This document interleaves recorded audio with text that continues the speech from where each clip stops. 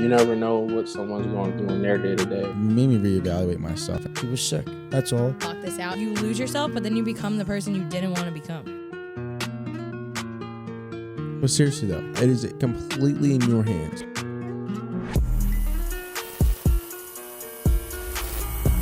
Our next guest is MTV royalty. You may have seen her on Real World, The Challenge, or a billboard in Times Square. Ladies and gentlemen, Aneesa Ferreira. Oh, okay. I keep forgetting that I was on this billboard. Yeah. Because no one told me. You posted it. Yeah, no, so for the podcast, we have, 8 people that probably join in with us that we don't see. Right. And we have our producers, and it's much easier to do a podcast when somebody else is doing it. We just send over the files. Yeah, that's true. So she texted me and she was like, look at this picture. And I'm like, bitch, why didn't you tell us we were going to be there so I could have prepared? It was a really nice surprise. Yeah. Oh my god. Yeah. Yeah. So no one told you about it? No. Really? Mm-mm. That's so cool though. So what was your first reaction when you were on the billboard? Holy shit. That's cool. It's pretty big. Where you're like, oh, I made it. I mean, Yeah. I'm not making billboard money. You know what I mean? Right, I'm that's true. in Times Square with a bunch of so when I think of celebrity, I think money. Do you like that? Do you like that word? Famous. Do you go by that word? No. Okay. What do you go? What would you go as? I mean, the I word. Relatable. Relatable. No, that's fair. I don't know. That's fair. I mean, it's annoying because people think I equate if you're a celebrity, you're probably making a shit ton of money. And yes, you guys do okay. We don't do bad. I mean, you've been on MTV for so long. I mean, I think was it 1998 you started? Why don't you relax? I was still in high school. I was gonna say, right? Trying to make me so old. No, just because you're in your 20s still doesn't mean anything. He's trying to go by what he Googled. Well, listen, I do research. Don't go on there. Listen, Madison. Wrong. So I'll say this: I've never had someone like Madison do as much research before an episode because she loves the challenge. I didn't have to. I've she watched knows the challenge everything. forever. I told my mom that we were doing a podcast with you, and she's like, "Mom, what? Can I come? Can you tell her I said hi?" My mom loves you because she's like, I love it. She's my favorite. And Philly's an interesting city because I went to the Phillies game and this girl was like, "It's you," and I had my brace on and I'm limping to the bathroom. It's the top of the 9th.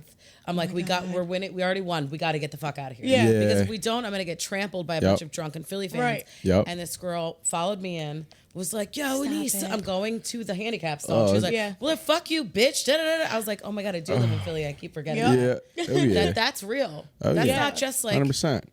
They will treat you the same way, and I would never trade it Right. for the world. Right. So Aneesa's here on one leg. So I mean, I'm on both. How's your feeling? You feeling okay? Yeah, I'm doing really well. I went for my 4-week post-op today. He stabbed me with a big needle, took 21 cc's of fluid out.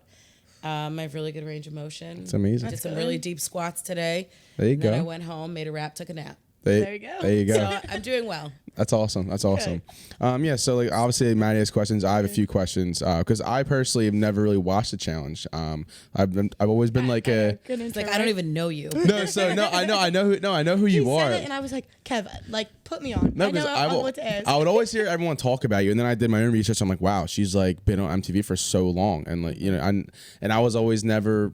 I sometimes watch game shows, but here and there. But when I looked more into it, I was like, holy shit! And she lives in Philadelphia. That's amazing. So I wanted to thank you for answering and coming. And I know you saw. I know you're good friends with Mike Lowry. Mike. Yeah, he's a good. I've known him for so long. Yeah, he's a good man. Good dude. He's a good guy. But Maddie has so many questions for her. I'll let Maddie ask you first question. I know she has a ton of them. Okay. Well, I guess starting with what he was just saying, so your first MTV was Real World Chicago. Mm-hmm. So I guess firstly, comparison and contrast, how it was being on that show versus the challenge. Obviously, two completely different aspects. You get to live in that house, and it's all about the 7 of you. Right. And you have to have a job. If you lose it, you get kicked off the show. You can fight. Right. I mean, it was a very different show. We dealt with a lot of issues. They got to tell all of our stories versus the challenge being a game show. Right. I got paid $5,100. Try and make it sound bigger. It was $5,100, and I had taken my mom's credit card, so I owed her $3,000. So I did Real World for 5.5 months for $2,000. Oh my wow. God. And it was just very different than these. I got to see all the people that I had seen in passing on shows because I wasn't really a fan of Real World before I did it. It wasn't an aspiration of mine, but I didn't realize how big the show was at its time because there was nothing like it. Right, and MTV then was Survivor, huge. and then American Idol. And what was it like joining, like casting wise, like with Real World, like how you got involved with it. Yeah, how'd you get on that show? Because you said you weren't aspiring to do it, but yet you're on one of the biggest shows. It's so weird. I was in psych class my freshman year. I was taking an elective. I was like, whatever, it doesn't matter. I was young. And this lady in my class, I want to call her Pam. I don't remember her name, or Paula or something. And she turned over and she was like, you know what? There's auditions for Real World. You have such a interesting personality. You really call out in class a lot, but you're usually right. So you should audition for this. And I'm like, I don't really think so, but thank you. So I ended up playing with my band one night in Philly. I had this crazy stomach virus. I was like, I'm not going. My friends were like, you're going. So I was like, shit, I have to go. So I went with bell-bottom socks, Birkenstocks, a soccer shirt, a pea coat, and a bag of saltines. Stop it. Yeah. Wow. Stood in line, and they were like, do you have your ID? I'm like, shit. Drove from Drexel University, like their campus where Mad Max is, or whatever it's called. It used to be called Top Dog. Okay. So I drove home to Laura Marion. Came back, they held my place in line. Oh my God. And then they broke us up into groups of 10 to talk about George Bush and Valentine's Day, two things I wasn't really into. Right. Wasn't really into politics, but still, he wasn't representative of anything that I was. So they were like, oh, we can cast 3 people in one. This is great. I'm like, fuck. So then I had an audition in Philly. I had one more in New York and then one in LA. And then it's like a 6-month process. That's amazing. Okay. So what's kept you in Philly? Because I understand that you have New York and LA. I'm curious what keeps you in That was Philly. one of my questions. I mean, I lived in New York for a little bit. The rent is so cheap. I always have parking for the square footage. My friends are like, what do you pay? I'm like, exactly. Yeah. Yeah. My parents are older, so like they live like still in the suburbs, so they're here. My nieces are growing up a little too fast. My brother's in Havertown. Like everyone's here, Right. Yeah. and it's kind of like it makes sense. Like I did probably 4 shows in like a year and a half. Right. And I was just going. And I'm like, well, what makes the most sense to like live in a different place where I'm paying out the ass for rent, but I'm not there. Right. The only That's thing true. expensive about Philly is flying out of it. That's true. Yeah, it's very true. Yeah, it's so expensive. So where would you fly out? So when you started, so kind of walk me through. So obviously after the Real World kind of led to more show opportunities. Was the next one, was it the challenge? No, the next one I did was like the Real World, the Lost Season. We did like an MTV movie. Okay. Thing. So That's we got sick. to go to That's Vancouver, which is absolutely gorgeous. That's so cool. I didn't even know it existed. I just thought Really? Canada was Canada and whatever else. The clubs were amazing. The food was great. It was so clean. And then we got paid, and I'm like, oh, I like this. Yeah. And then I was at the tanning salon, and they called me. They were like, do you want to go on the challenge? I'm like, what is that? Right. And they were like, well, we're not an alternate, but like somebody backed out. I need you in Jamaica in 2 weeks. I'm like, Jamaica? Oh my God. That's I'm like, crazy. cool, this is amazing. Yeah. And then, from then I had lifelong friends since that first one. So you still keep in touch with people on the show? Okay. So You live with Tori, right? Or no? No, you would think. We spent a lot of time together, but now she lives in Jersey. Well, she lives in Miami, but she's from Jersey. Yeah, I knew. So Tori and I, are best friends. So we spend a decent amount of time. So then kind of on this topic, another question I had was like, so obviously you're best friends with Tori, and then like you're good friends with Jordan. And like, do you think that it was like difficult? Tori and Jordan were engaged. Okay. And it got broken off, and it was like all on TV. Like he proposed on the challenge. Oh wow. Yeah, I and told you I love the challenge. And then the But- trolls ran with her going to Turks. Oh, And Fessy yeah, was there was a lot of trolling. I feel like, but I feel so like much. So for you, like being so close to both of them, like how was it like navigating with everything? And I mean, you'll see I'm not this caught season. up It's right a now. lot. It but doesn't you're matter. Partnered with him, so they would have it on tonight during the World Series. Oh, it's on. know. It's airing tonight. yeah. Well, I No, think the fourth season's- episode. yeah. I just came in. I saw you last posted about season. that. Yeah. I mean, last week. last episode, right? So and you'll be able to catch up. Like it's not. I mean, it's interesting. There are some like dramatic things that are happening, but yeah, it's hard to navigate between like your best friend and your friend. Like clearly, I'm closer to Tori, right. so I got her all day. Yeah. Like, sorry, Jordan. Right. But being on the show with him for however long we're on the show together definitely brought us together in a different way. But she's still my bitch. Like, I'm still gonna ride for her. But right is right and wrong is wrong. Like if they're gonna act up, I'm like, listen, I'll be over there when you guys are done. Right. just invite me Right. back to the conversation. So was it like interesting, like filming with both of them this season? Jesus Christ. It gave me anxiety thinking about Oh, both God. of them. Because it was like Tori and I spent a long time together, but imagine like we work on the podcast together. Right. We hang out, we go on vacations together. Then we do the show together. I'm like, we need a break. Yeah. We love you. Get a break but from we each need a other, yeah. break. Yeah. Which is, her living in Miami is nice. I can go visit her. And I love her. I would spend all the time in the world, but everybody needs a break from everyone. 100%. Always need a break from Maddie, you know. No, I'm kidding. Oh yeah, she seems awful. Terrible person, right? No, but on that note though, so I've always wondered the people who are on game shows. So obviously they're filmed in advance. So many people don't think they are. You would not believe how many people think it's live. Really? Yeah, I'm like, how do you think they edited that? That's what I'm saying. Like It's live, but we're getting reaction. Like when I I was- think it's like, Yeah. especially when you have to like be quiet, and it's like now obviously with technology, like you set up posts, but like in the beginning seasons, I remember people being like, oh, he's definitely like suspect, like even Yeah. like Corey, for example, like he would just go ghost from Instagram. They're like, oh, he's definitely on the new season. And I'm Right. like, ooh, like, you know, They now could we tell. up with it, and then now there's we like have surrogates, spoilers. but still, like Yeah. even if they take over, I still know when Yeah. people are gone. yeah, so Right. they, Oh, so, yeah. so they tell you like, hey, like so after you're done shooting, they obviously give you like a social plan. Like how does that work when it comes to like when the episodes are coming out? So before we even go, we get our contracts, but we get so much legal like documentation. Like, we sign NDAs, we have our surrogates, we have our phone calls. These people have to then sign papers. So it's like they try and keep it under wraps, Right. but somebody out there leaking some shit. There's always a rat. Always a Now, rat. Not on recently, more so Survivor, than anyway. but it's so crazy. Yeah. So so out of all of your shows that you've been on, what one would you say is your favorite experience? I don't know, the ones that I got foreign. No, to be honest, even the ones I didn't, it really, the people make it for you. Right. The people, the location, like a lot of the cold weather ones suck. Like we live here. Right. I'm not trying to leave in summer to go somewhere cold, which is Yeah. what just happened. I'm like, Fair enough. You really want me to go to Argentina? I just said 50 degrees. I'm Right. like, I'm missing 90. I'm missing a whole tan. Yeah. I'm missing the shore. I'm missing all of these things. Right. But yeah, I would say like places that are really beautiful. New Zealand was amazing. Like those kinds of yeah. places are really cool. Places I guess I would never pick Right. to vacation to, or like that are really expensive. Like And to you be get there to for go. 6 weeks for free. I'm like, fuck yeah. Yeah. Are there rules to the show? I'm sorry. good. I was gonna say, so for the real world, I was always curious about these kind of shows. Were there rules that you had that no one would ever know? Like, do you know what I'm talking about? Like we're not allowed to sleep out. Okay. And I would sleep at my girlfriend's house all the time because I was like, I want to like be intimate with her. I'm not I guess the trying to- statute of limitations is gone now, so it doesn't matter, right?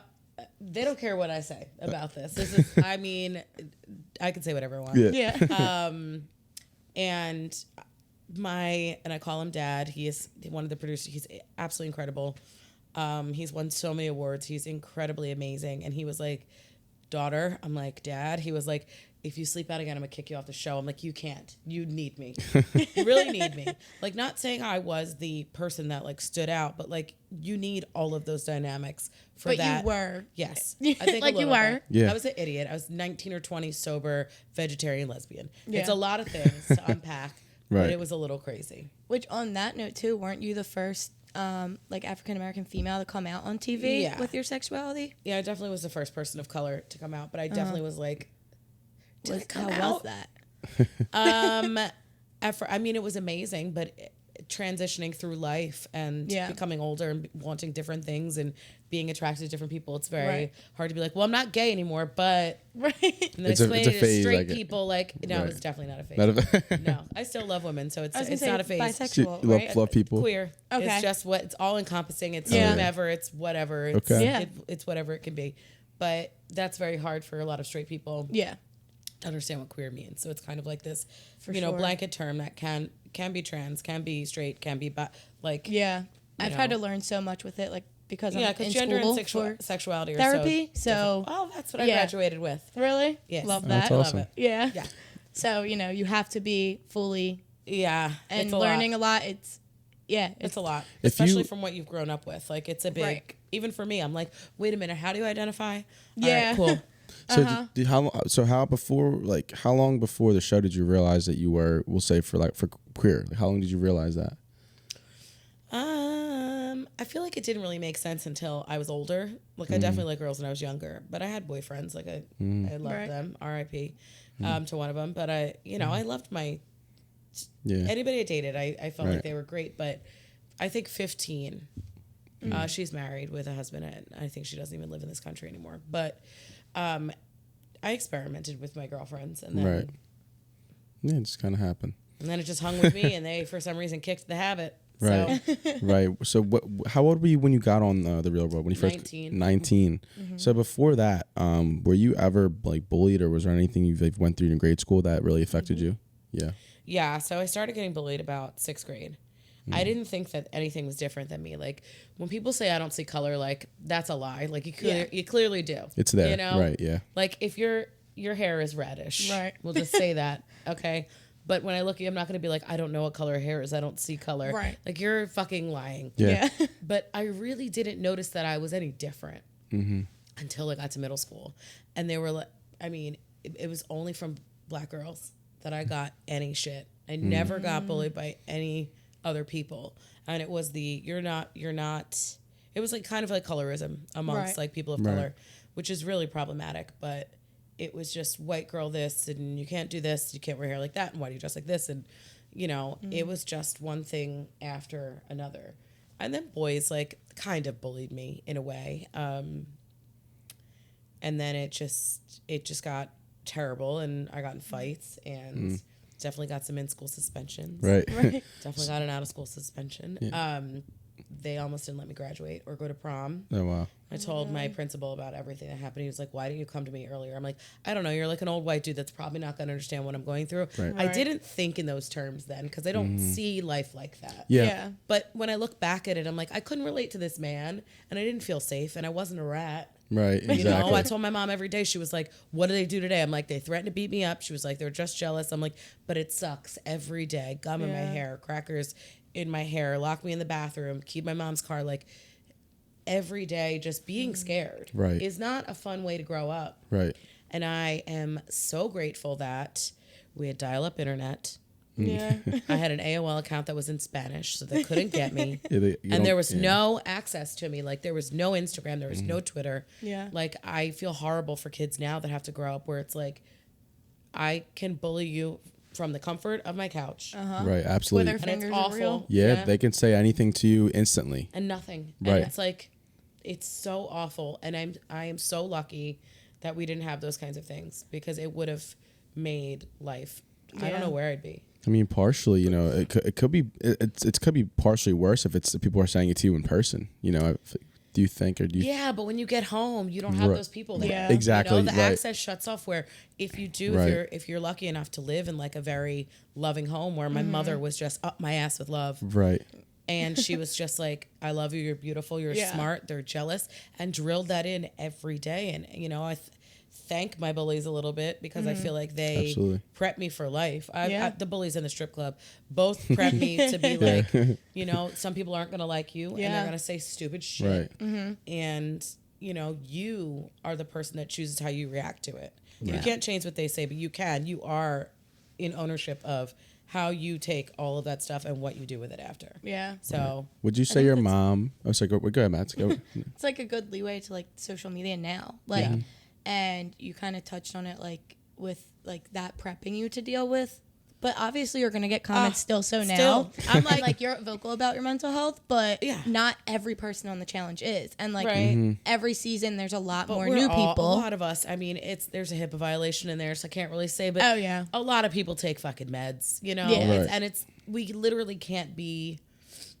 I want to be careful when I say this. We can't. There's a psych test in place so that nobody is a liability. Gotcha. We don't want to go on the show and God forbid somebody's so stressed out they attempt suicide, or they I mean, God forbid. Yeah. Right. You know, that is devastating. Yeah. To everyone. To suicide survivors, you know, families and people who have then tried to themselves. Right. Watching that if they were ever to air it. Yeah. The people that were on the show, the people that watched that, the person themselves, like that is so crazy. So, you know, shout out to everybody taking meds. Like, Yeah. you got to grab a hold of your mental health at some point, because For sure. I couldn't. I tried so much shit for 20 years, and it literally took me to be like 38, where I called my doctor, and I was like, hey, doctor such and such. I am not suffering from depressive disorder. I'm just really unhappy. This anxiety takes over everything. I don't want to see my friends. I don't get excited to do anything. So let's try this hybrid again. Okay. And see how, and from then on, I'm like, thank God. Yeah. But it takes a long time. Is there anything you found throughout your career that really helped you with your mental health? I think just like looking at yourself on TV, just doing random things that are embarrassing or like cringy. You're like, you know what? F it. Like, Yeah. who cares anymore? Well, sometimes the cringe is entertainment. You know, you are entertainment. I have that second day embarrassment of like, ooh, I was drunk and I said all of those things. I can't remember saying them. And it's not like a weekend in Philly. It's it's on TV. Yeah. So for sure. Right. someone can pause it and be like, see this moment? I'm like, Right. oh, nope, I don't see it. So with that, like, so obviously you went on All Stars. How do you think, like, which environment did you like more? Like, because obviously All Stars, it's people that you've known forever. Like, it's a lot different dynamic, I feel like. If that makes sense. I loved All Stars because it was just like all the gentlemen held the door, and it was not you know, nobody was like, oh, Aneesa, I don't want to be partnered with her, like whatever. They like, they've known me for so long, so they know my worth. Right. Instead of these new boys coming in and being like, well, I don't want to, I'm like, I could carry you. Right. Like, we can, not everything's going to cater to you and your one skill.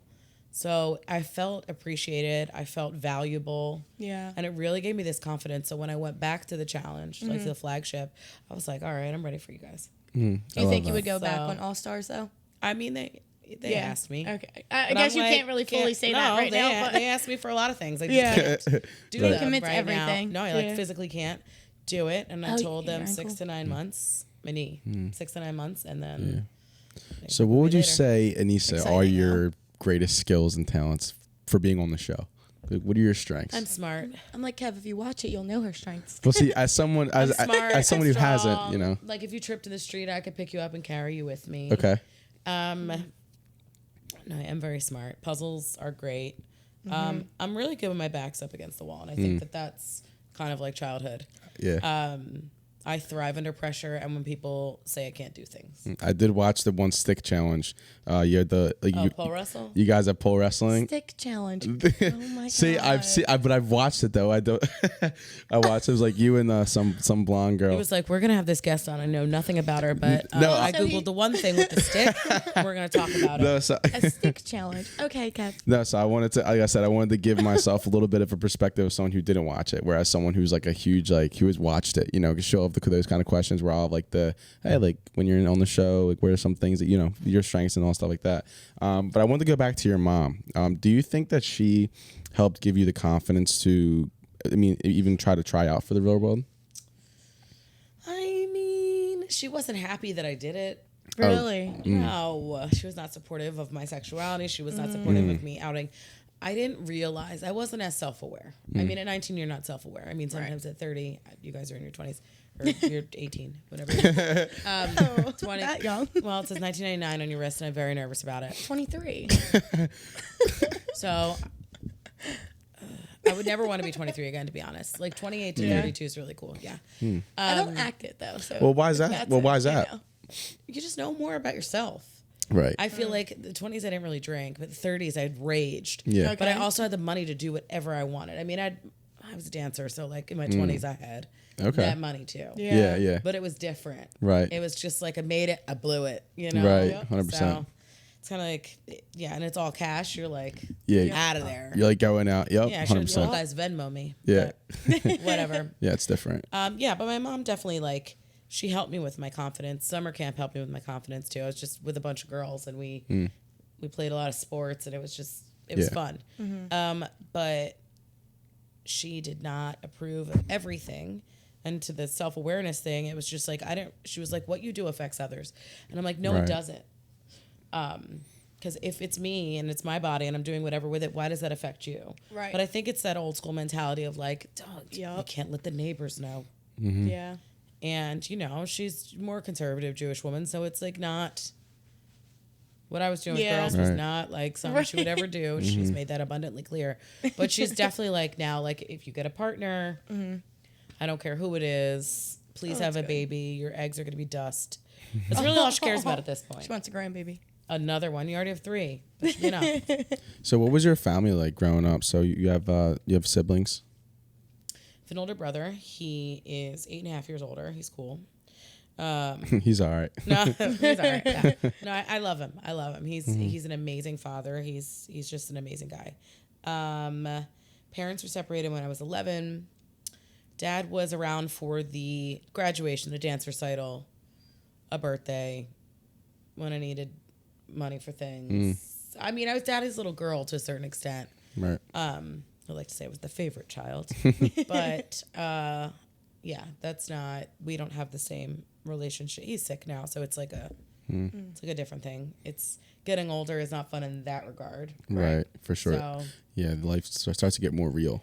I've noticed. Yeah, I mean, yeah, it does. When parents get older and things happen cognitively, it's horrible to watch it. Is there anything you've had happen to you when you were younger, when you were very young? As in, have you ever lost somebody or had a life-changing experience that really changed you in a way? I mean, like I had when I was younger, some of my friends died in a car accident. I mean, we were young, so it was like My Little Pony young. Yeah. You might not know what they are, but they're ponies with hair like Barbies. I'm not that young. Okay, those. I had a few. In high school, there were some deaths that were really like one of my best friend's older brothers, one of my friend's sisters. It was just they were just so young. Yeah. And I didn't get it. My grandfather passing away was hard too. When I was 22, my ex-boyfriend passed away, and I was like the last person to find out. Missed the funeral, everything. Oh wow, I'm sorry about that. Yeah, it's okay. I think about him all the time, but it's And then my girlfriend from the show died, and then I was gonna. I lost like 3 people in a month, and I was like, you gotta get me a break. It was all the same timeline. It was November 14th. Then it was Thanksgiving. Then it was about a week and a half after that. You guys like argued, but like you were super but I loved close. her, and I loved her. My mom would text her. Diem lost her mom when she was younger, so like I think that those conversations with my mom or like adult figures that really wanted to be in her life were really important to her. So my mom came to the funeral with me. We were a mess. I mean, I've never cried so hard about someone for so long. I remember just bawling my eyes out watching the show. Like even talking about it, I get very emotional. It's like, it's one of the hardest things I've had to deal with. Death is never easy. Yeah. Sorry, I bring it up. Nah, it's okay. It always happens. Yeah. I don't think there's ever a time. I hope that people get moved when I pass away, that they get upset a little bit. They will. People. I think people definitely will. People better fucking cry on the floor. No, it's just one of those things. Like she was, I mean, I can't say her age because she would kill me. She would literally get up. She would haunt me. Grab you. She would haunt me. She even hit her like bracelet in the hospital. Nuh-uh. I'm like, bitch, we know how old you are. But I always felt like she was my older sister nagging me, and I found out why. She was older. Okay. I never knew.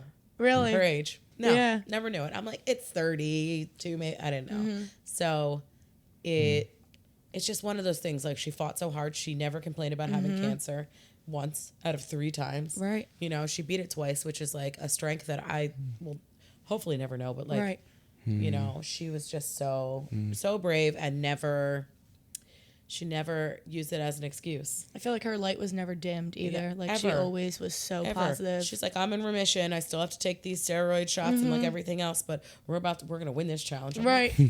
I'm like, I don't want to get up and hungover. What do you mean? She must have taught you a lot, right? Yeah, she was awesome. She was. I mean, the whole like it could be so much worse. Right. And to not feel sorry for yourself, because like, you know, I stress that all there are the people time. there are people that are way worse off that are doing more than you're doing. Right. So. Yeah, and you think that it's like, do you feel like you like have to live on her legacy in a way? Do you carry her legacy on? I mean, there's no one who could. Yeah. I think it just exists on its own. She's still, you know, we raise money for her every year, and Oh, I love that. yeah, like there's Dance for Diem things. There's like all of these things that she would have been so happy about, but she never wanted her foundation that she started to be about her. But we raised enough money when she passed away that her parents, well, her father wouldn't have to worry about it because I can't imagine being a parent losing a child and having to worry about hospital bills. Yeah, for sure. Yeah. Yeah, I can only imagine. Is there any certain ways that maybe you can help someone who has lost someone close to them? Is there certain ways you've handled grief? I mean, people are like, it gets easier. I'm like, no, it doesn't. No. You find different ways to cope with it. Right, for You sure. get busy. I mean, you get yourself in busy work to the point where, like, one time you just break down. Months later, you're shopping in the grocery store and you see something and you just lose it. So I don't think there is a way to prepare for it. I think a good support system, as long as you have people around you Right. that, like, really have your best interest at hand. They really want you to be, the grieving process to be a little bit easier. Yeah. If they can lighten the load a little bit. Yep. You know, just make sure I call it a core 4, like your foundation is strong. Yeah. Right. And Core 4, I like that. yeah. What you just said in the beginning, like literally, I feel like was like word for word what I said on the episode. Yes. Like, yeah. So Maddie's, she lost her dad when she was 13. I'm sorry. thank you. And we went in depth about it, and I wanted to ask you as well because, you know, having to cope with losing someone close to you, it always changes you. You know, so I always want to. I'm always very curious about. You know, I recently just lost my grandfather probably a few weeks ago, a month ago, and I'm always curious about. Thank you. I'm always curious about how people handle grief and how they move on from it, or not move on, but how they cope with it. I guess. Well, I think grief also takes different shapes, and I don't mean to get emotional, but it really does. Like, I've been grieving my father since I was like 11. So I grieved. I'd get so emotional. It's just a fucking mess. No, it's okay. I grieve like when my parents split up. So I grieved my father not being there. That was like one death. Right. Grieve that. Then I grieved my father never being able to be the father I wanted or needed him to be. Right. So there's another grief. Now he has dementia. So I grieve. Oh, I'm sorry. The fact that he, you know, I called him, he doesn't really know who I am. So, like, it's like this constant grieving process of, like, and I've never felt like that for someone who's still living. Right. But I've grieved, like, you get in a fight with your best friend. I did recently. I didn't talk to her for, like, a year and a half. Grieved. Right. Like, she was part of my everyday life. She was, like, my sister. Right. Right. We're talking again, so we're fine. But Yeah. it is, it's hard. So, like, you can still grieve people that are still living. Yeah. Right. And that's a very real feeling of, like, loss. Right. So, even For though, sure. like, when my dad, when they were like, there is some, like, cognitive impairment and da-da-da, whatever. And he was an alcoholic. So, like, I'll preface it by saying that. I mean, he stopped drinking a long time ago, but the damages of alcoholism are irreparable. Yeah. Right. So, that was really just it was just shitty because you can't really do anything. When you're declining cognitively, there is no stopping. There is kind of like slowing down. There's no, like, you're not going to get memories back. But once you get the diagnosis, it's like there is no preparation. Yeah. And then once there's a day where they could remember you, a day they can't. Them being agitated. He lives in Florida now, so, like, I don't even think I could go there. Insane. Yeah, I don't know. I don't. Really? I mean, I saw him on FaceTime and I cried for 5 hours. Just to handle it. Yeah. So I don't know if I can do. I know it sounds so selfish in a way, but it's like counterintuitive in a way. But he wouldn't want me to see him like that. Because I know that. He never ever wanted to seem weak ever. Right. My dad's very, like, macho man. So it's. But you would have to pick me up off the floor. I went to go visit him when he had his mind, and I cried 3 times while I was at the home. Like, this is the fucking place he's at. I hate it. I was embarrassed. I'm like, look at these chairs. What is he eating? He can cook better than this. Like, what is this stuff? And it was all of these feelings of, like, it also was like, oh my God, this is what happens when you get older. Yeah. And the sadness for all of the people. Right. So it's just like, getting older is a weird thing, but it. You know, you cannot prepare. So even with Diem, she was sick. She was in the hospital. You can't prepare for that. No. Death is something Whether they like, die immediately or not. Like, I could say if somebody's terminal, it doesn't make the pain different. No. But there are things you can do in the meantime. Right. To make memories or to whatever. So if you know. But it's still really shitty. Because you don't even think about it when it's happening. Like when you're like in those like good times when you're younger, when you have that person around you, and then when that time hits, you're like, oh shit. It's kind of like a what now thing. So you know, you always try to just cherish the time you do have and make the most of it, because you're learning now. You know, you're older, you're learning now how important that stuff is now, how important that time is. You know. Yeah, but I mean, I couldn't imagine if I had a more present father.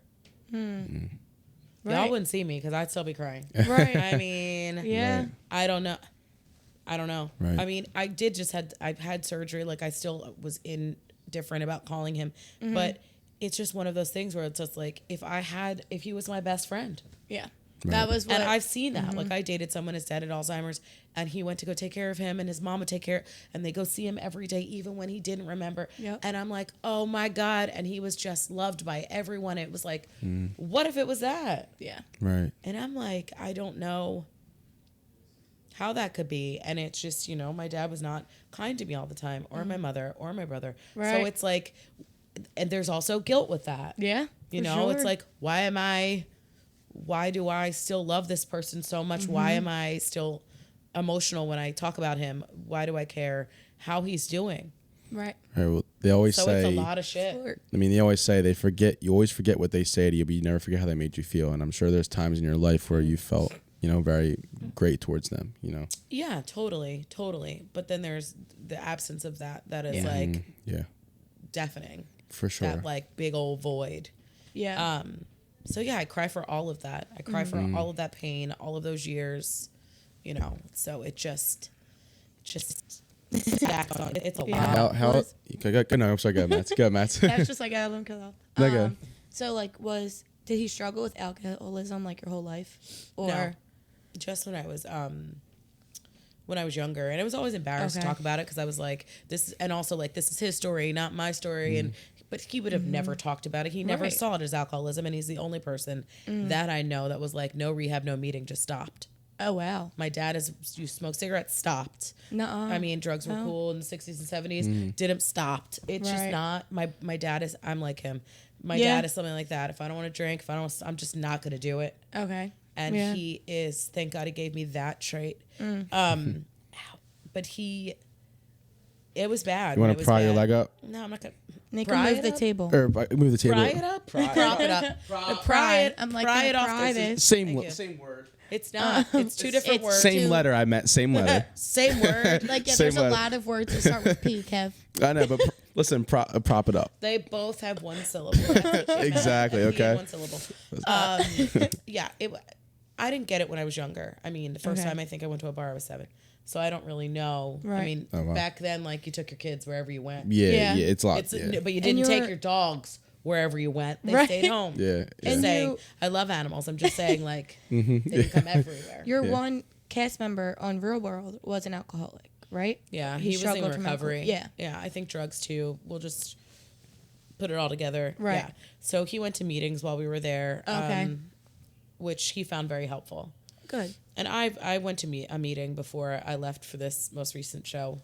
I asked my best friend, I was like, can you come with me to Al-Anon? Yeah. I'm like, I need to go somewhere to find out who the person is that is creating a lot of shit in my life, because it's not just the person that is the alcoholic. It's the people around that too that aren't, don't know how to deal with that either. It's a very hard thing. And Al-Anon are great. Like, we both work with a nonprofit where we're out in Kensington every single week. Like, we help with that community. Yeah, like my master's y'all better just put this on my knee and let's go. For addiction counseling. So like that's like I work at the treatment center right now. Okay. And that's like my dad, he passed of an overdose, and like kind of the same thing you said, like no one talked about it, right? Right. So like my family growing up, it was always swept under the rug. Of course. And addiction runs in my family, so it was always, for me, it's like a motivational thing. Like I took his death and I was like, okay, I want to help people never go through what my family went through. Right. And so like the episode with him, it was like my first time really actually speaking out about it. And even like my ex, I was with my ex for like 4 years, and like literally I don't think I told him how my dad died until like 2.5 years in. There's just so much shame. Yeah, and like so now we, like, one of our biggest things is like trying to reduce the stigma and like talk out about it, and You do it one time and you can get, like, people don't understand. I took an addictions course at Temple. And that's where I went. So did he. We're both alumni. Well, Dr. V was amazing. And that's her shtick. So when I did my addictions class, I absolutely loved it. Cycles of Addiction was still probably get an F if I had to write it and write everything in again. I didn't. I got a B+. But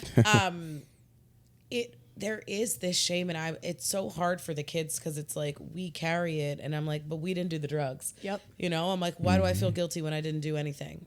But then it's also like these drugs are really powerful. Yeah. You know, and also looking at like time different, like people doing heroin in the 60s and 70s, kind of different than people doing heroin now. Oh my goodness. You know, Coke was different. Everything was different. Yeah. Now everything's laced. Yeah. So it's like you're not dying when you first do it. You're not getting a hot shot. You're not. But people were still coping with shit. I mean, if you looked at, what was it called? Oh my God, on Hulu. Oh my God, what is it called? Was it like I know exactly what you're talking about. The thing about oxys and over time, right? That one. It's like talked about oxy use over time. I'm like, it was awful because they had signed off on it and they were getting ahead of the pain. They were trying to dope stick, and they were trying to use there are so many to 80 milligrams that they were gonna subscribe for people. Sickening. Dope sick. Then there's like subscribe, a few. Prescribe. There I go. College educated to the pry and to the prop. No, yeah. There's so many like little things on Netflix too that like weren't ever like talked about, but when I was in undergrad, so I originally like went in, like never pictured myself in the career field that I am now, like how involved I am with the nonprofit, like it just all switched, right? But you realize like in taking the courses, right? Like at Temple, that was the first time I had to go to an AA meeting. Like for my course, I had to, and I was like, I don't know how I feel about this, like, and then I went and I was like, wow, like that was the first place that I realized that like, you know, like spirituality, like, because I always, you know, I grew up Catholic, and it was like, oh, if you don't go to church, you're not really religious. And I was like, well, yeah. And like it took me going to an AA meeting to like realize that no, that's not the case, right? So it's like, even if you're like, I've been like I drink, I don't have a problem drinking. I've never picked up anything else, right? I get it. Because I know that it's biologically like I would be more inclined to become addicted, right? So like, I don't even try, but you just like start going to these things like the Al-Anon meeting, like they're so helpful, even for people who aren't like like 1,000. Anyone, even if you're sober, like you can go through the steps. Like if you never had like a problem, still abuse, you know, or there's still other things that can go on in your childhood that can really affect you growing up. Because I want to do trauma-based therapy, so like, but like sex therapy, couples counseling, family stuff. Because that's my shit. Right. You know, not the sex part necessarily, but, you know, I was fortunate enough to never have to deal with those kinds of things, that kind of trauma. But I feel very comfortable with these kinds of topics and talking about the hard shit. Yeah. But, yeah, it's crazy because for my thing, I'm like, can I just take Advil? Because I really don't want to take these perks. Yep. But what's crazy, and they gave me fentanyl in the hospital. And I was like trying to sit up, and I'm like, I don't like it. If I take a Percocet, 5 milligrams, I get so anxious I don't know what to do. I feel so uncomfortable and itchy, and like I don't think I'd ever get addicted to anything like that. I don't get how people do, and I feel bad if anyone is struggling with it. I just don't see the appeal.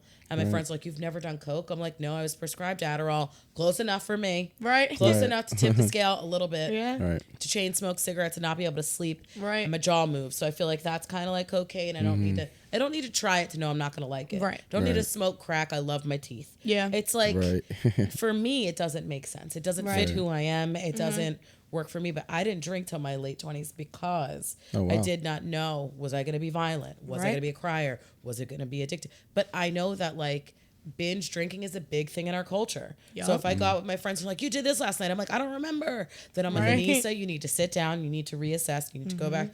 You can't drink for a little bit. Yeah. And like set these boundaries for myself because it happens. Right. You know, we're out, we're all drinking, Surfsides turn into shots of Jameson, which turns into whatever you can pour it on my throat. Everybody's buying me shots. Right.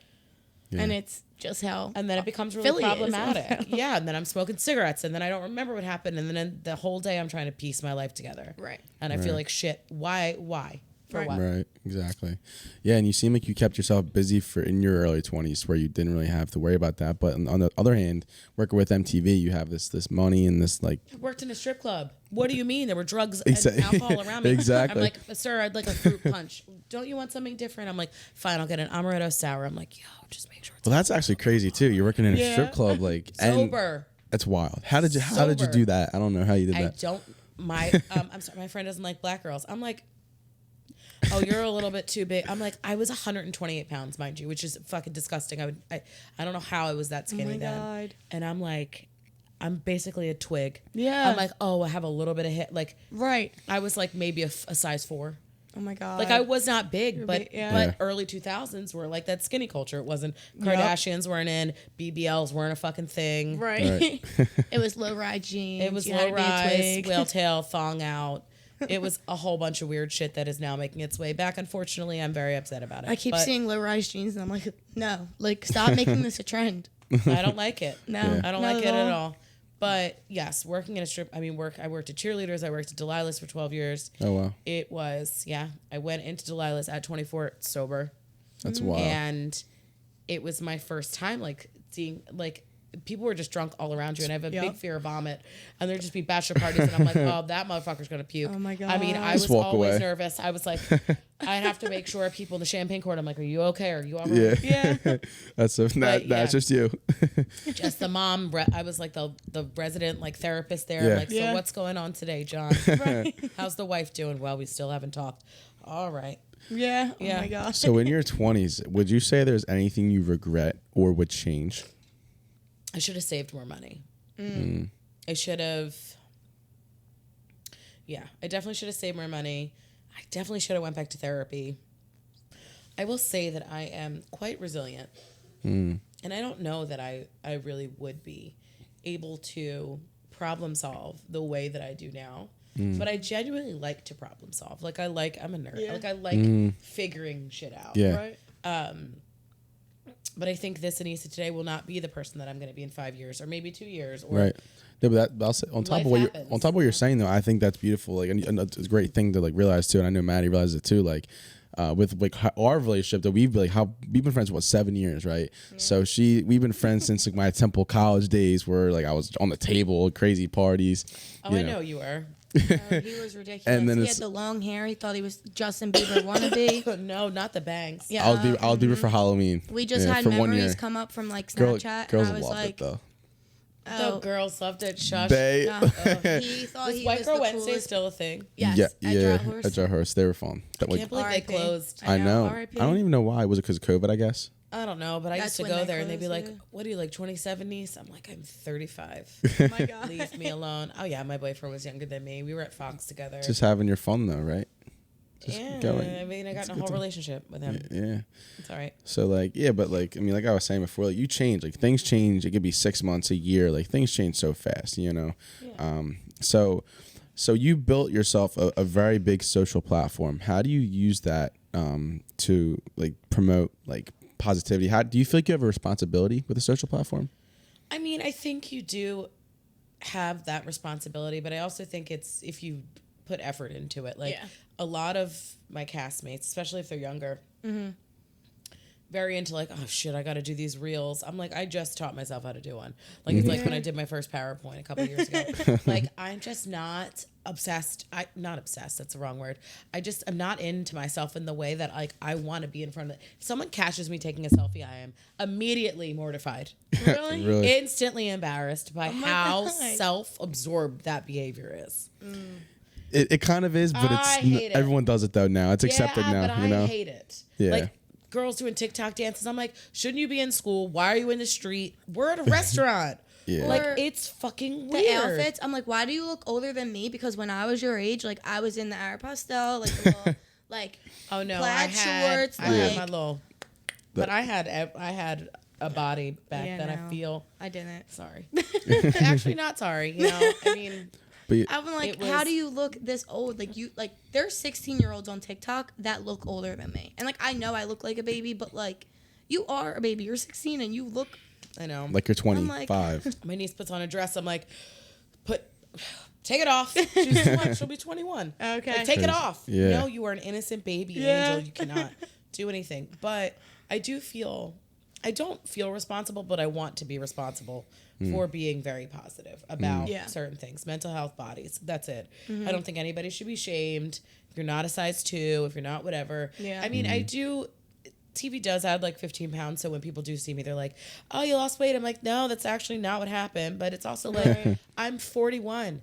I don't know what kind of body you think, like what kind of metabolism you think I have. Right. Mm-hmm.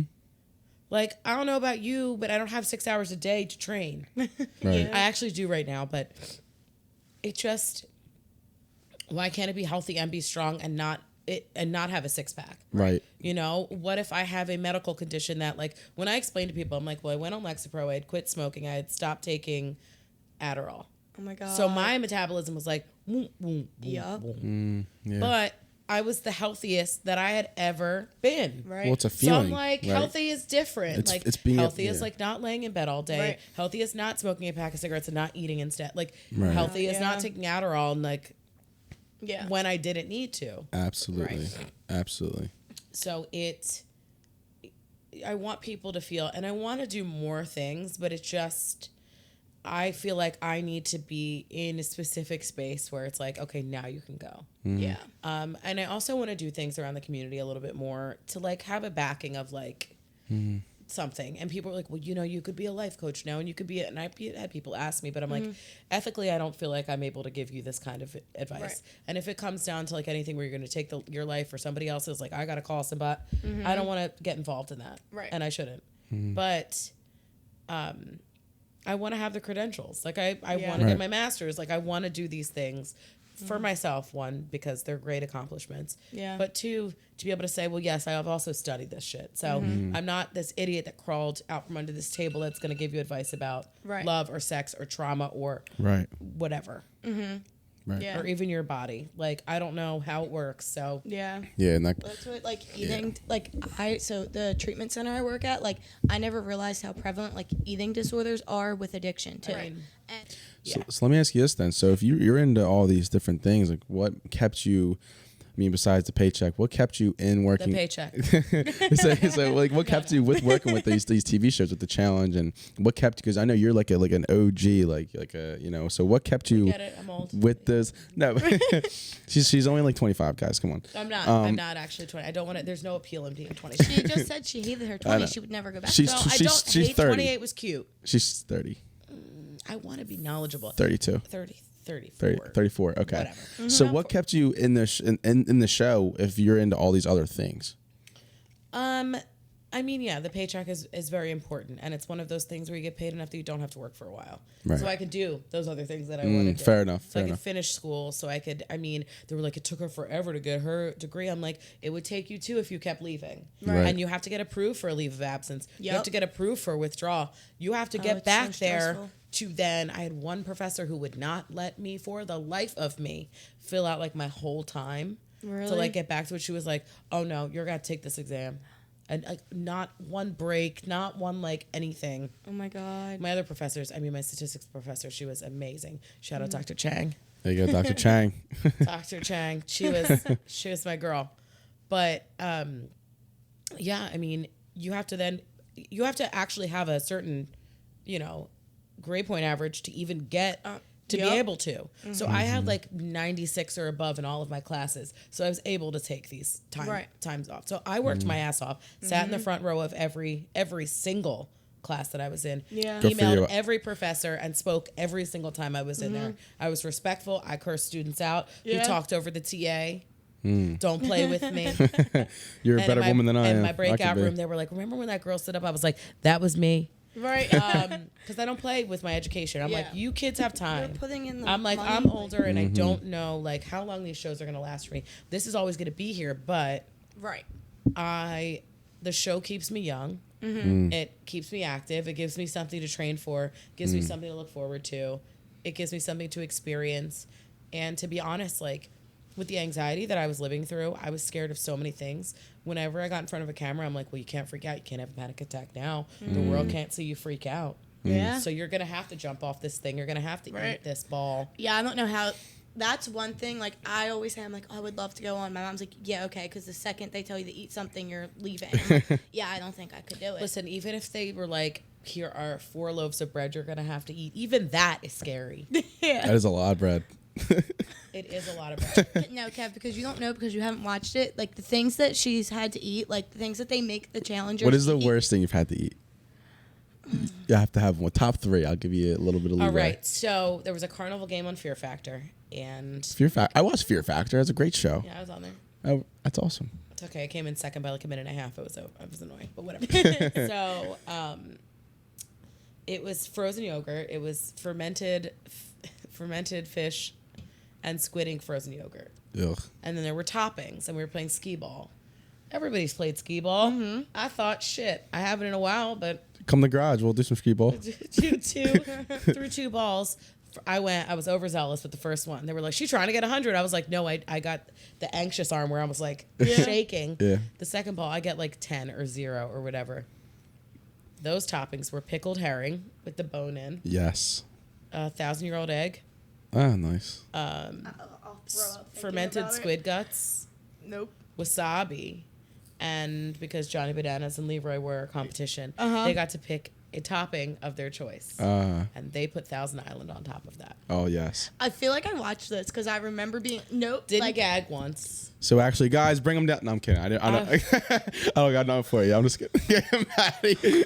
I would have been like, yo, Kev, it's been nice. No, That would've you- I know. I'm like, back to Salmon Street. I couldn't do that to one of my guests. That'd be too much. You couldn't. You didn't pay me 0 things. Exactly. There was Nope. money here. Okay, yeah, fair enough. I'd eat your jar of mayonnaise. They would probably make me eat. That is nothing on what I've eaten. Would you have a price you would do it for? Like, if someone offered you that same meal. well, quote, she's unquote? already done it once now. She knows she could do it again. $10,000, I'd do it. 10 grand. Fair enough. Okay. I'm trying to think. So like, so Fear Factor was actually one of my favorite shows growing up.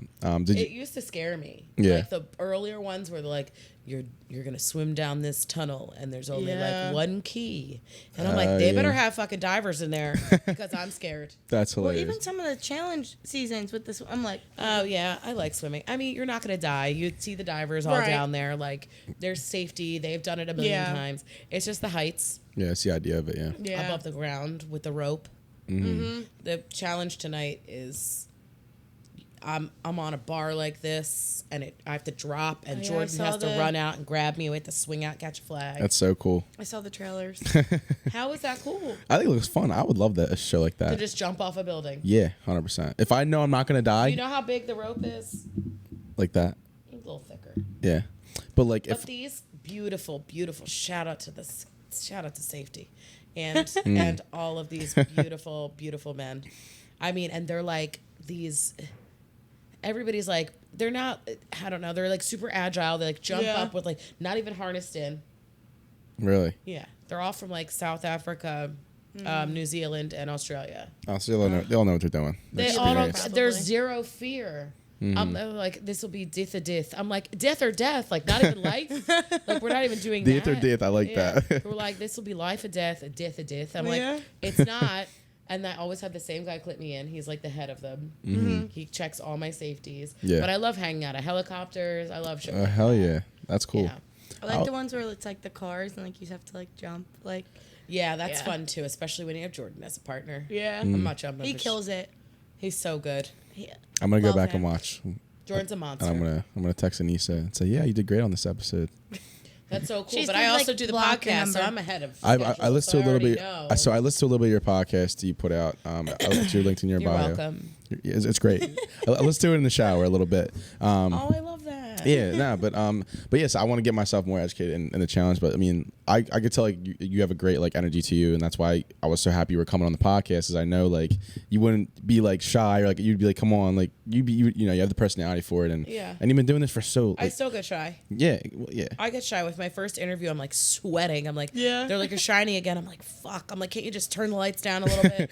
So yeah, Give me powder. did you have like when was your first interview? Like, what was that like experience? Like, you're probably nervous as shit, right? Just like, Well, the first ever interview was Real World, and I was on a chair, like they rent out like a restaurant during the day or whatever, and I didn't have my glasses on, and they were like, "Can you start?" Well, I had them on. They were like, "Can you start wearing contacts?" And I'm like, "So now I have to learn how." So I'm in there like trying to put my contacts in. Yeah. And then you have to speak in present tense. Mm-hmm. So, say we did this. That's right. Say we did this a month ago, and we're like, "Okay, we have to do it again." I'm like, "Yeah, I feel so nervous right now." Or like I'm telling you what I did last weekend. That's right. And I'm like, I'm going to the club tonight, you know? Because you already, because I actually was wondering that too, like, because everything, they sit you down for one session, what they feed you like timeline, like a timeline. They're like, Aneesa, you were in this room and people were talking shit. I said, I don't know what you're talking about. Unless I do. Right. But they normally have me like, I'll narrate a lot of things. Interesting. So they'll have me, the only lines they ever feed are explain this challenge. And the one thing they want is for us to say pairs instead of teams. Instead of girls, say women. Because it's like guys and girls, like it doesn't make sense. Yeah. Yeah. Sounds a little like immature. yeah, and kind of gross. Yeah. And then also like instead of calling it this is the name of the elimination thing. And If you ask him, it's just the stick thing. yeah. All right. It'll always fail be. that. They'll be like, actually it's called pole wrestle. Yeah. And then you have to explain the game. And they could use pieces of whatever and splice it with somebody else. But Yeah. I usually like to get into the meat and potatoes of things. I don't really like to do them, but I'm pretty good at explaining them too. So they kind of use me for whatever. So I'll Okay. either do like the 7 a.m. interview or like the 6 p.m. Right. Because there's still drama because people will come back to the house and be like, what'd they ask you about? Did they ask if we hooked up? I'm like, yeah, of course they did. They saw it. Yeah, Oh yeah. my God. Why do you guys not? We're on a TV show. Right. There's cameras everywhere. There are mics everywhere. So even if they can't see, they can see, like, if you're around that corner, there's a mic. They can hear you, and then you both walk out. Right. Yeah, I don't know if I could do that. That shit like that where I'm like filmed constantly. I don't know. Wait, so Well, you're monitored constantly. Monitored. They'll press, there's somebody in the control room at all times. Like, if there's a fight, like, get this. Right. Press record. Oh, so they're not recording everything, but they're monitoring. Like, if you're getting changed, they're not recording that. They could give a shit. Like, they couldn't care less, like, Right. what you're doing. Right. If everybody's, like, shooting Yeah. the shit and talking about the Right. birds. Right. Fair enough. Go birds. Go birds. Facts. 7-0. Go I'm so Sun. mad I don't have any gear on. Well, I'm gonna ask you one last question because the fills are on right now, and we're gonna get to the fills. I mean, you're only 20 minutes in. It's fine. So, Yeah. so Unless we already got a home run. I'll let's- die again let's if check. that happened. Maddie, Let's check. do we I watched it at Tin Can. Tin Can Alley? It is, and Alley. It's 0-0. I'm thinking of no Tink. I'm thinking of Pin. What are you?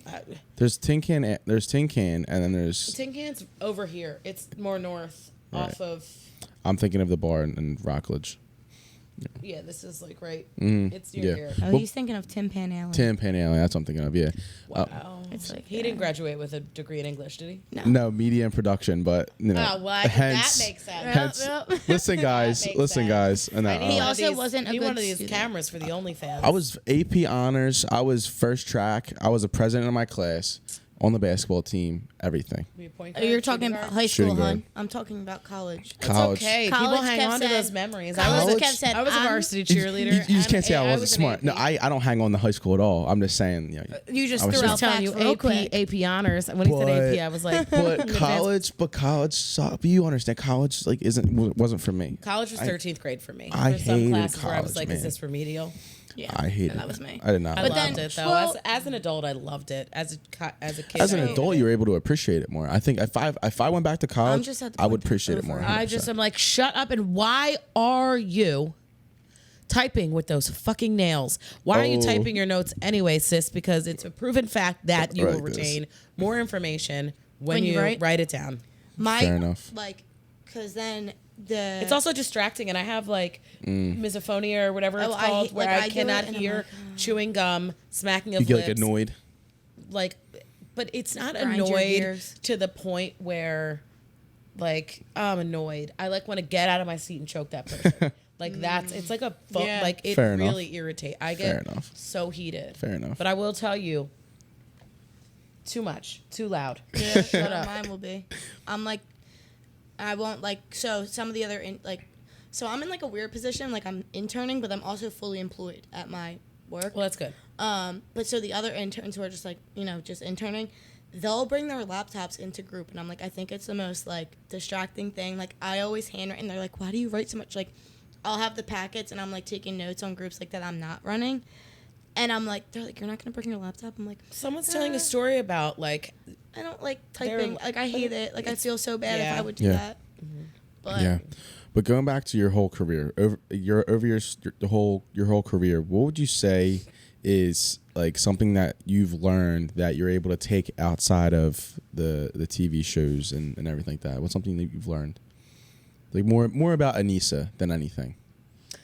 I mean, I would say it just like keeps you humble. You know, like I've learned that I'm not really that big of a deal. But you know, what you do can affect people around you. Right. So it makes me happy that I have affected people in a positive way. And I have, you know, helped people come out. I've helped people feel better about themselves. I mean, I know that that's my purpose in life. So like for me to do it without even thinking about it, it's such a gift. Yeah. Because there's so many wins, you know, like it's cool to have a nice paycheck and I am so grateful for it, but it's like, it's reaching people beyond that and being able to be relevant and relatable for 21 years. That's amazing. Like you've been exactly. They That's said 15 minutes of fame. I'm like, nah. Yeah. It's not like I went on one season of Bachelor and then I went on Bachelor in Paradise and then I, That was you it. know, then I left. I'm That's done. that's actually amazing. I actually want to give you a lot of credit for is that you've been able to maintain this career and thrive in this career for so long. Like I was looking back and I'm like, holy shit! I'm like, she was on the Battle of the Sexes, she was on this, and then I'm like, god damn, like. I said something right. See, Love see, him for right? that. See, come on, guys. Now, what but was your favorite season? Do you have I one? love the Duel too. That was a really fun one for me. but yeah, but that's amazing though. You've been able to have this like long career and do well in this long career, and you know, and it kind of all comes back to where you were at that point where you were being bullied and you were, you know, being made fun of, and now you are. I'm still not accepting your friends requests on Facebook because you know we're not friends. Yeah, fair enough, right? I did, and then I went back and I unfriended all of them. I'm like, Really? Why? I'm like, let me be the bigger person. I'm like, nah, let me be Petty LaBelle. Let me go and check. You can be a these little bitches petty, off. right? That's Yeah. fine. I deserve that. I deserve every moment of that. And I absolutely We're agree. not friends. I agree. You did. I do So agree. you went out of your way to make me miserable for years. Right. Not a week. Not a whatever. Years. Years of my life. I feel like were lost in high school. Enjoyable moments that could have been celebrated with my friends. And thank God I had them too, because they never, I mean, to be honest, no one ever knew I got bullied. None of my friends, I never talked about it. Really? Yep.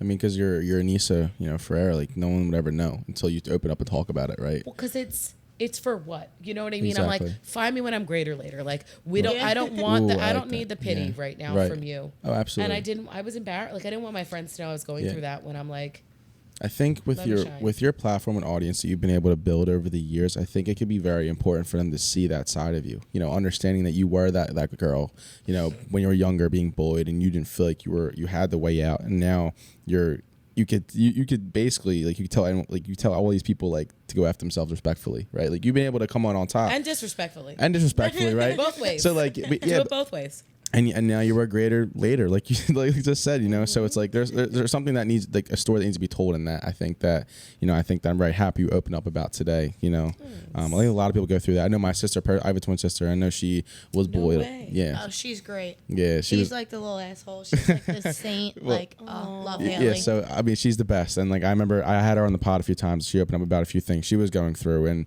she's in that point of her life where she's feel like she's lost and doesn't have anything. So like maybe her hearing a story like this would be really good, you know. She's so young. It really does get greater in a different way. Like your sense of self, all of your experiences, if you can take them and take the shitty experiences by the balls and use them and step on them as a platform. I'm really using balls as a metaphor, but I don't care. Yeah. And really use them as your own platform to like really big yourself up, like to really get to where you need to go. Yeah. Then more power to you. I think it's the best revenge. Yep. The success, right? Yeah, it's Turning like your pain into success. Like Yeah, exactly. or just being happy is a success, you know? That's a win. There's so many people that are miserable that choose to inflict that misery on others. And I'm just like, Yeah, and it's people you that gotta have something better to do. Get a Ex- fucking hobby. It can't be this. Right. This can't be it. right. it's so bad Right. sometimes, And especially with treatment. You're just like, come on, guys. I know Yeah. it's hard, but Well, I mean, successful people never shoot down, right? So it's like it's always, you know, we have those people who, you know, the people who are talking shit are the ones who are always shooting up, They're always shooting up at somebody. So usually the ones who are being talked about, being bullied, being hated on, are the ones, you know, who are usually doing something with their lives that a lot of people can be jealous of or resentful of, or even resentful of themselves, or, you know, or just mean, you know. But the way I always think Kids of it, suck. people do, especially nowadays, Kids are so like how bad. like Maddie kind of hit on earlier with the Twitter fingers, like how people can just like say shit with no repercussions, you know. But I mean, I think as long as people can see stories like yours and understand that there is a way out of it, and as long as you find what you're passionate about and find your opportunities, like you did, you had an opportunity and it ended up turning into a career for you, you know, that could be really important. Is there anything lastly you would say to people like Haley, my sister, or anyone like that who? Oh, Haley. Yeah. So, is there anything you would say to someone like Haley who is struggling or who may not feel the best at all times or feels like they're lost in their life? Everyone feels like that at some point. Everyone feels like. I mean, sometimes I wake up and I'm like, do I have a purpose? Like, did I just wake up and do the same thing I did yesterday? Like, I go to bed at night alone and I'm like, yeah, but I also could be like really unhappy or homeless or, and then it just really pulls me back into this space of like remembering the things that I'm grateful for and knowing that like being happy and unhappy, they're conditional states of being. Yeah. They're not forever. Absolutely. Unless you're really suffering, that sadness can feel like it's forever. Yeah. So I never want to diminish or, you know, anybody's experience, but you can push through things and they are hopefully temporary. It does get better. I just think that you don't know happiness without sadness, you know. You don't know rain without sunshine. Like you don't know these things without they're polar opposites. They can't exist on their own. Right. So it will get better. Amazing. Well, Aneesa, thank you so much for coming on. Yeah, of Appreciate course. it. And this is such a cozy setup. Mine, I sit with my leg up on my couch, uncomfortable. Oh, well. Yeah, this couch Hold is it. comfy. My It's good. mic's pretty dope, but that's the next upgrade I want to get. it has like these little lights right here. Oh, snap. I forget what it's called though. Yeah, upgrade. Guys. I know. I mean, I love this whole setup. I Yeah, love it looks cannons. good. I want one. You're a little late on the tissues. Thank you, Bro, bro. really? I brought some tissues down There's for you in no case you way. needed them. You're lying. What am I gonna do with them now? You brought these down now. This is my roommate, Chris. Bro, Chris, come on camera. Say what's up to the pod. This one. Okay. This one right here. Hello. But yeah, no. So That was like an hour late. I texted Chris like 30 minutes. Oh well, you need to do that. That's fine. We approve of That's of fair. hygiene. That's fair. Appreciate you, bro. Now I have tissues for no You reason. can take them home with you if you No, want. it's okay. You should have had them down here. Like, I know. Yeah, they should be right next to The you candles. should make your own tissues. My own. Your issue tissues and have them for. I guess.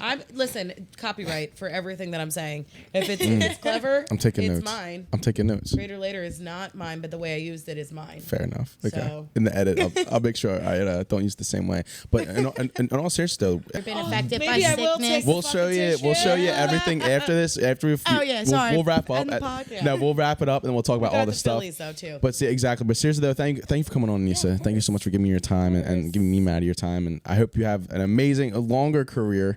You know, with whatever you want to do, with whether it's with school or with MTV or anything like that. So seriously, thank you for coming on. Yeah.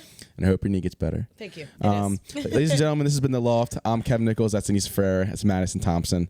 Peace, guys. Peace.